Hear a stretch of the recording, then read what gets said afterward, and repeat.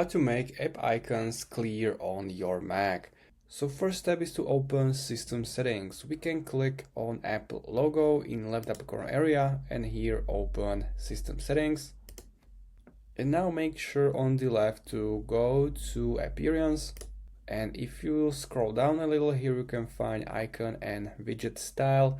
Now it's set to default. This is the default appearance.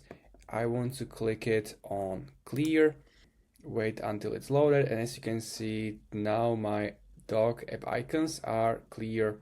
You can also set here the dark or light mode.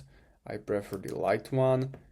And some of the apps won't change, like for example ChatGPT icon or Brave browser icon. So that's basically how you can set clear icons. If you want to change it back to default, simply choose this option. If you have any questions, leave a comment and see you next time.